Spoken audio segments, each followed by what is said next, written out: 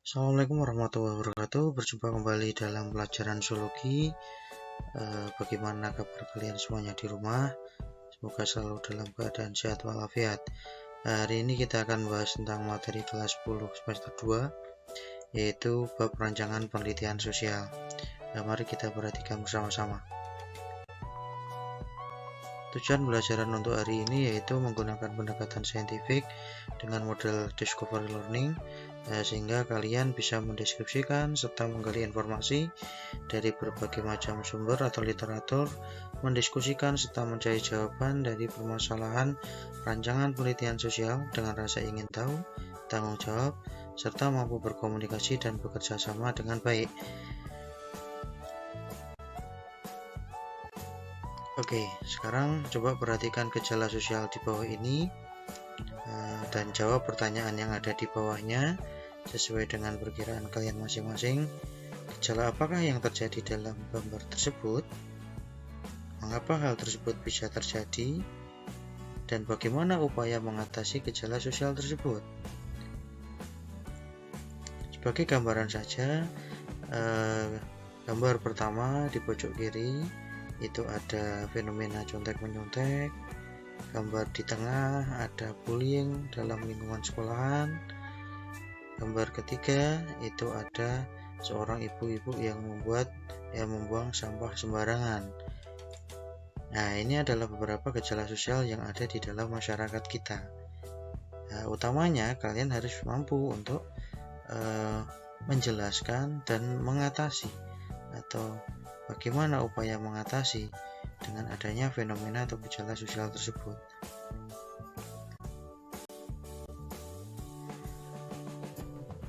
Untuk menjawab pertanyaan pada gambar sebelumnya, ini gambarannya seperti itu.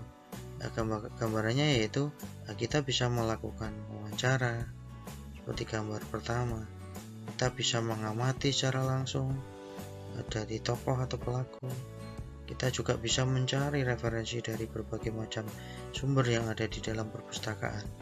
Nah, hal inilah yang nantinya akan mengarahkan pada suatu proses penelitian. Selanjutnya, apa sih sebenarnya penelitian itu? Sebagai gambaran saja, manusia tidak bisa lepas dari kebutuhan untuk memenuhi rasa ingin tahu. Bahkan semakin banyak manusia mengetahui sesuatu, akan semakin banyak pula yang akan menjadi pertanyaan-pertanyaan lanjutan. Untuk menjawab keingintahuan tersebut, maka kita harus mempelajari apa yang disebut sebagai kausalitas atau sebab akibat. Artinya apa? Mempelajari apa yang menjadi penyebab suatu kejadian serta akibat dari apa yang dihasilkan dari suatu peristiwa. Nah, itulah yang nantinya akan kita bahas dalam pokok penelitian. Karena apa? Salah satu cara yang dilakukan manusia untuk memenuhi rasa ingin tahu itu yaitu melalui proses penelitian, terutama penelitian ilmiah. Nah, selanjutnya, sebelum kita membahas lebih lanjut tentang penelitian, mari kita mempelajari lebih dahulu yaitu proses berpikir atau menalar. Karena menalar itulah yang nantinya akan menjawab keingintahuan dari kita. Apa sih penalaran itu atau proses berpikir? Yaitu proses untuk memperoleh kesimpulan yang logis berdasarkan akal sehat, berdasarkan fakta yang relevan, berdasarkan fakta yang bisa kita lihat, kayak gitu. Dengan kemampuan bernalar yang kemudian dikomunikasikan dalam bentuk bahasa, manusia akan menemukan pengetahuan yang benar. Maka penalaran itu penting karena setiap manusia pasti akan ada penalaran di dalam pikirannya saat mengamati objek yang ada dalam lingkungan kita, sekitar kita. Ada dua ciri-ciri penalaran. Yang pertama yaitu logis, sesuai dengan logika, dengan pertimbangan data serta analisis akal sehat. Dan yang kedua yaitu analitis, yaitu penyelidikan terhadap peristiwa untuk mengetahui keadaan yang sebenarnya sehingga mendorong untuk membuat keputusan yang lebih baik. Dua hal inilah yang nantinya akan menjadi salah satu dasar bagaimana keingintahuan dari manusia itu akan terjawab melalui proses penalaran.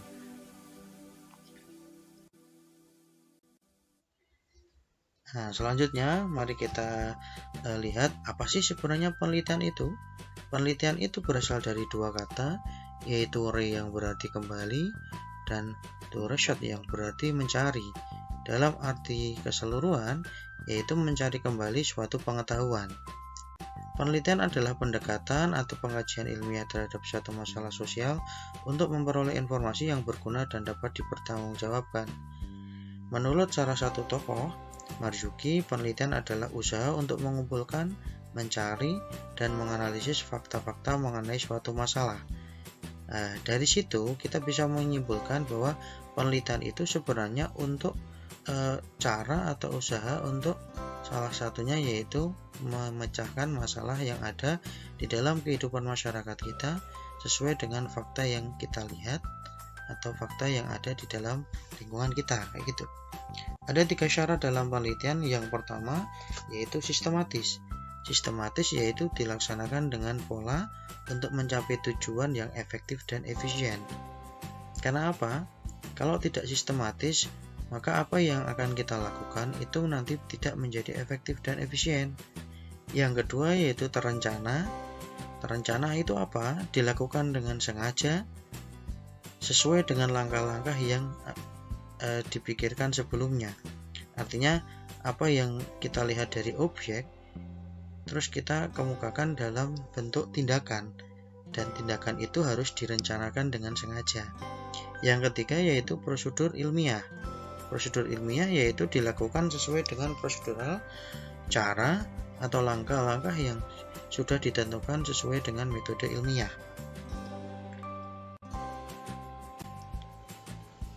Oke, cara berpikir seorang peneliti itu ada 5. Apa saja? Yang pertama yaitu skeptis. Skeptis, seorang peneliti harus menanyakan bukti atau fakta yang mendukung suatu pernyataan. Yang kedua yaitu rasional. Rasional itu sesuatu yang bisa dinalar. Yang ketiga kritis. Kritis berdasarkan logika akal sehat. Jujur, tidak memasukkan keinginannya dalam data atau dalam penelitian kita. Artinya, apa yang menjadi objek penelitian kita, objek yang bisa kita lihat, itulah yang harus dijelaskan. Serta terbuka, yaitu menerima pendapat dari orang lain apabila ada orang yang akan memberikan saran kritik kepada diri kita sebagai seorang peneliti. Yang kedua atau yang selanjutnya yaitu sikap. Bagaimana sikap seorang peneliti? Seorang peneliti harus mempunyai sikap objektif, bisa memisahkan perasaan pribadi kita dan fakta, terutama dalam hal ini kalau kita melakukan penelitian yang kadang nggak bisa dipungkiri sesuai dengan apa yang kita rasakan, sehingga perasaan pribadi kita baik suka, senang, susah dan sebagainya itu harus dipisahkan karena nanti dasarnya yaitu faktual. Yang ketiga atau yang kedua yaitu kompeten. Artinya kompeten itu harus menggunakan metode atau teknik-teknik tertentu. Yang ketiga yaitu faktual. Faktual yaitu bekerja berdasarkan fakta yang diperoleh. Artinya seperti yang tadi dalam ranah objektif, apa yang kita lihat itulah yang nanti akan kita jelaskan. Selanjutnya ada ciri penelitian sosial. Ada 3 ciri penelitian sosial. Yang pertama yaitu logis. Logis itu apa? Dilakukan secara objektif berdasarkan data yang valid.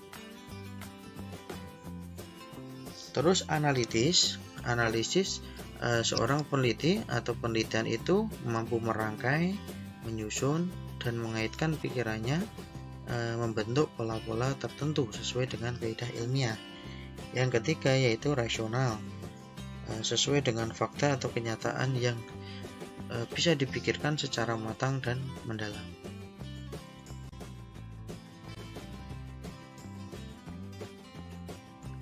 Selanjutnya ada prosedur penelitian.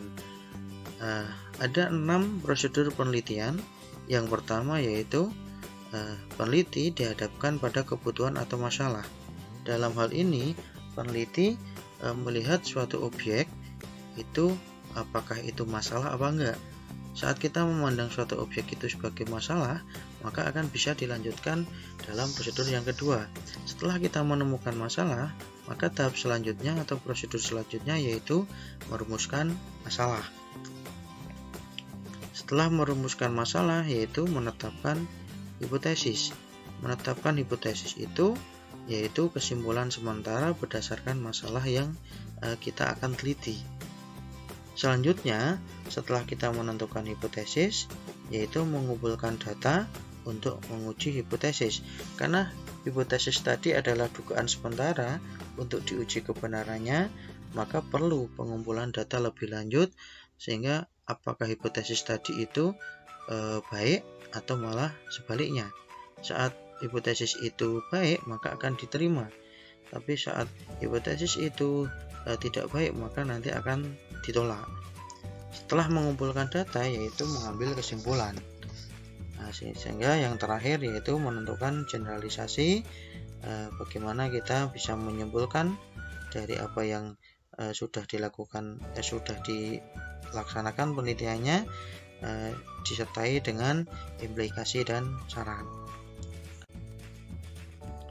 Tahapan penelitian itu secara umum ada 3. Yang pertama yaitu membuat atau menyusun rancangan penelitian. Yang kedua yaitu melaksanakan penelitian. Yang ketiga yaitu laporan penelitian atau menyusun laporan. Dalam menyusun rancangan penelitian ada 6 tahap yang perlu kita lakukan. Menentukan masalah, studi pendahuluan, merumuskan masalah, merumuskan anggapan dasar, memilih pendekatan, dan menentukan variabel atau sumber data. Ini yang nanti akan kita jelaskan lebih lanjut. Yang kedua yaitu pelaksanaan penelitian. Dalam pelaksanaan penelitian itu, tahapannya yaitu menentukan dan menyusun instrumen. Instrumen itu apa? Yaitu alat yang digunakan untuk pengumpulan data. Yang kedua, pengumpulan data atau mengumpulkan data. Karena ada beberapa teknik dalam mengumpulkan data. Terus analisis data serta menarik kesimpulan.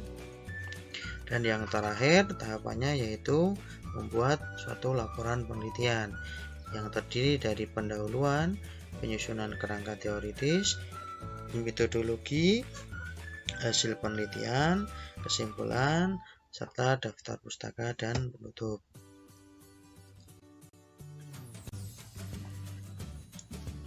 Ada beberapa jenis penelitian. Yang pertama berdasarkan tujuannya, yaitu penelitian dasar, penelitian murni, penelitian yang belum pernah dilakukan sebelumnya, penelitian terapan untuk menganalisis atau menyelesaikan masalah-masalah sosial secara praktis, serta penelitian evaluasi untuk mengevaluasi suatu program. Yang kedua berdasarkan metodenya, ada historis, melihat peristiwa masa lampau, survei, untuk melihat menggunakan angket, misalnya penelitian menggunakan angket, eksperimen, penelitian eksperimen melalui percobaan, serta penelitian observasi, yaitu penelitian lapangan atau pengamatan. Berdasarkan taraf pemberian informasi, ada penelitian eksplorasi untuk mengeksplor dari tema penelitian yang akan kita lakukan. Deskriptif itu untuk menggambarkan, eksplanatif itu untuk menjelaskan tentang pertanyaan mengapa. Terus berdasarkan data yang dikumpulkan ada kuantitatif, datanya berupa angka, dan kualitatif, datanya berupa narasi atau tulisan. Berdasarkan tempat pelaksanaannya ada penelitian laboratorium di dalam ruang laboratorium, biasanya eksak di sini.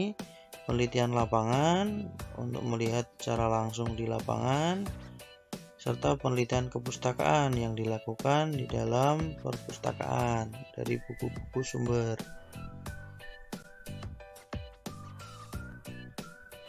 Selanjutnya kita akan mempelajari tentang bagaimana menyusun suatu rancangan penelitian.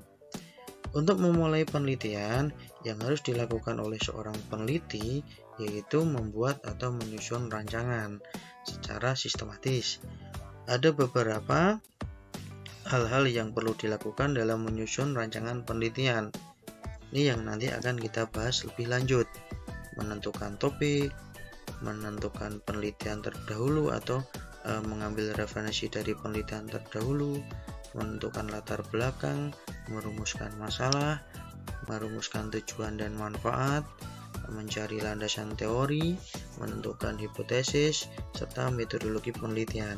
Kita akan bahas satu persatu. Dalam menentukan rancangan penelitian, yang pertama dilakukan yaitu menentukan masalah atau topik penelitian.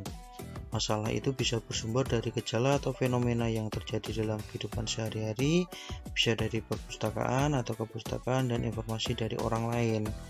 Yang perlu diperhatikan dalam menentukan topik, yang pertama harus minat atau sesuai dengan minat peneliti. Yang kedua bisa diteliti. Yang ketiga, data penelitian cukup atau tersedia. Yang keempat, sesuatu yang baru, faktual, up to date. Yang kelima, memiliki kegunaan praktis, manfaat, dan penting untuk kita teliti. Yang kedua, yaitu menentukan studi pendahuluan. Studi pendahuluan di sini yaitu untuk mendalami permasalahan sehingga calon peneliti benar-benar dapat mempersiapkan perencanaan dengan matang. Tujuannya apa sih melakukan studi pendahuluan? Ada beberapa hal. Yang pertama, agar peneliti tidak mengulangi penelitian orang lain. Ini plagiasi. Yang kedua, mengetahui dengan pasti apa yang diteliti, karena itu dilakukan secara langsung oleh peneliti. Yang ketiga, mengetahui data atau informasi yang diperoleh, memahami bagaimana teknik, cara memperoleh data, menentukan metode yang tepat, serta dapat mengambil kesimpulan dan cara memanfaatkan hasil penelitian tersebut.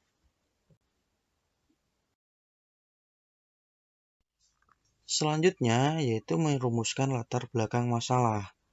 Tujuan merumuskan latar belakang yaitu untuk mengemukakan alasan dipilihnya masalah atau topik yang dijadikan bahan penelitian. Artinya, di dalam latar belakang itu kita harus menjelaskan secara singkat mengapa kita tertarik untuk melakukan penelitian berdasarkan masalah. Nah, ini ada beberapa cara dalam penulisan latar belakang. Bisa dimulai dari suatu yang diketahui bersama, bisa dimulai dengan pertanyaan retoris yang tidak memerlukan jawaban, bisa dimulai menggunakan kutipan orang, ungkapan, slogan, yang selanjutnya dihubungkan dengan masalah yang akan kita teliti. Yang keempat yaitu merumuskan masalah. Setelah merumuskan latar belakang, selanjutnya yaitu merumuskan masalah. Yang mana dalam rumusan masalah ini kita tulis dalam bentuk kalimat tanya berdasarkan masalah atau tema yang kita teliti. Syaratnya ada 4, menggunakan kalimat tanya, mengungkapkan variabel penelitian, mengungkapkan jenis data variabel, dan mengungkapkan subjek atau populasi penelitian.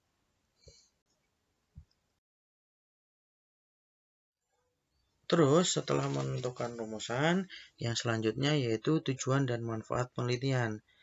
Kalau tujuan rumusan masalah tadi menggunakan kalimat tanya, maka tujuan penelitian bisa dituliskan dalam bentuk kalimat pernyataan.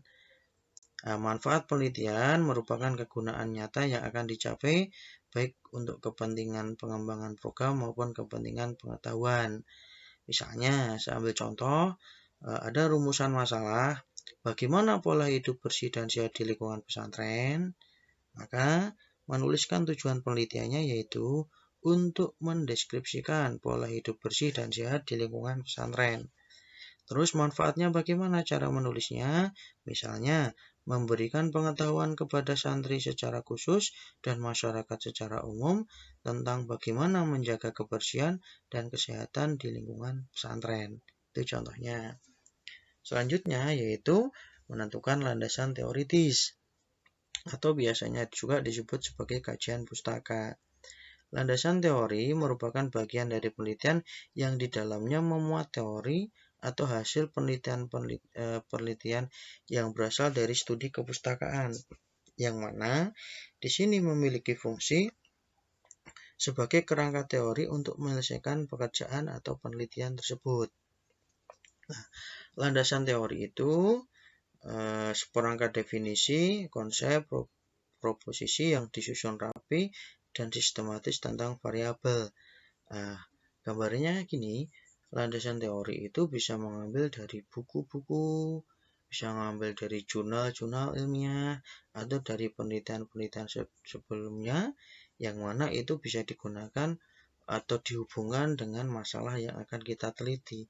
Artinya masalah yang kita teliti itu ada dasarnya, ada landasannya, ya, seperti itu. Selanjutnya yaitu merumuskan hipotesis, yaitu dugaan sementara dari penelitian yang harus diuji kebenarannya melalui riset atau penelitian. Hipotesis akan ditolak jika jawabannya menyangkal atau salah. Artinya saat kita menentukan dugaan sementara, terus kita mengumpulkan data, ternyata antara hipotesis dengan data yang kita kumpulkan itu bertolak belakang, maka hipotesis akan tertolak. Sebaliknya, apabila hipotesis atau kesimpulan di awal tadi itu sesuai dengan fakta saat kita membuktikan kebenarannya melalui data penelitian atau pengumpulan data penelitian, maka itu akan diterima kayak gitu. Nah, ciri-ciri hipotesis yang baik itu bisa diterima dengan akal sehat, menyatakan hubungan antar variabel, bisa diuji, dinyatakan secara singkat, dan konsisten dengan teori atau fakta yang dibangun. Dan yang terakhir yaitu metodologi penelitian atau metode penelitian. Dalam menentukan metode penelitian, minimal kita harus merumuskan beberapa tulisan. Yang pertama yaitu jenis penelitian. Penelitian yang akan kita lakukan itu dasarnya apa, kayak gitu. Terus lokasi penelitian yang di dalamnya memuat tempat dan waktu penelitian dilakukan. Yang ketiga, sumber data penelitian itu bisa dilihat dari dua data, yaitu data primer, yang mana data primer bisa diperoleh secara langsung dari lapangan, atau data sekunder, data pendukung data primer yang tidak diperoleh secara langsung. Yang ketiga atau yang keempat, ini mohon maaf, salah tulisannya, yaitu teknik pengumpulan data. Bisa menggunakan berbagai macam cara tergantung dari metode penelitiannya. Bisa pakai angket, wawancara, observasi, atau studi kepustakaan. Ini nanti akan kita bahas lebih lanjut. Yang terakhir yaitu analisis data.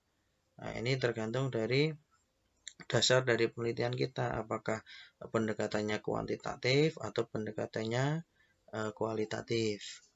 Ini adalah bagaimana kita menyusun rancangan penelitian. Nah, kami jelaskan lebih lanjut dari kualitatif dan kuantitatif tadi. Ada dua pendekatan dalam penelitian. Pendekatan penelitian merupakan cara berpikir yang diadopsi peneliti tentang bagaimana desain riset dibuat dan bagaimana penelitian itu akan dilakukan. Ada dua pendekatan penelitian. Yang pertama yaitu kuantitatif. Kuantitatif itu menekankan pada penilaian numerik, angka. Makanya di dalam penelitian atau pendekatan kuantitatif itu datanya atau data penelitian itu berupa angka-angka. Makanya biasanya menggunakan teknik statistik. Berbeda dengan kuantitatif, ada pendekatan kualitatif yang mana di sini menekankan pada pembangunan naratif atau deskripsi. Misalnya kita mau mendeskripsikan atau menggambarkan tentang tadi pola hidup bersih dan sehat di pesantren itu seperti apa aja. Kita jelaskan, kita amati, kita lakukan wawancara, terus data itu diolah lebih lanjut. Makanya teori di sini biasanya lebih bersifat umum, fleksibel, eksploratif, kayak gitu. Itu untuk pendekatan penelitian. Selanjutnya ada data penelitian. Data itu adalah fakta yang dikumpulkan dari informan, dari responden, dari partisipan, atau subjek penelitian untuk diolah dan dianalisis menjadi suatu kesimpulan. Ada syarat data yang valid itu apa? Yang pertama, data harus objektif. sesuai dengan fakta atau kenyataan yang ada. Yang kedua, representatif, mewakili fakta. Yang ketiga, aktual. Aktual itu kekinian. Yang keempat, mempunyai nilai guna, bisa digunakan untuk menjawab atau membantu menjawab pertanyaan. Dan unsur kesalahan dari data penelitian itu kecil. Bentuk data penelitian atau jenisnya ada dua dasarnya, yaitu berdasarkan cara memperolehnya. Ada data primer, data yang langsung didapat dari lapangan, serta data sekunder. Data sekunder yaitu data yang diperoleh secara tidak langsung. Biasanya data sekunder itu diperoleh sebagai pendukung dari data primer. Nah, misalnya kalau data primer itu dari wawancara, kita melakukan observasi atau pengamatan, kita melakukan kuesioner atau menyebarkan angket kayak gitu. Itu primer lah. Data sekundernya apa? Misalnya dokumentasi rekaman, video, foto, atau dari sumber-sumber data dari sumber-sumber kepustakaan misalnya. Yang kedua, dasarnya yaitu berdasarkan sifatnya. Ada data kualitatif dan data kuantitatif. Kualitatif itu data dalam bentuk tulisan atau naratif. Kalau kuantitatif itu data dalam bentuk angka yang bisa diukur, dihitung, serta dideskripsikan. Makanya biasanya menggunakan statistik pendekatannya atau analisis datanya.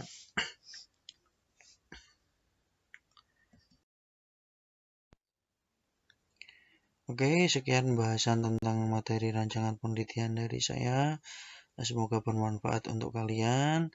Kalau ada hal-hal yang kurang dipahami, kurang dimengerti, kurang jelas dalam penjelasan saya, mohon maaf yang sebesar-besarnya.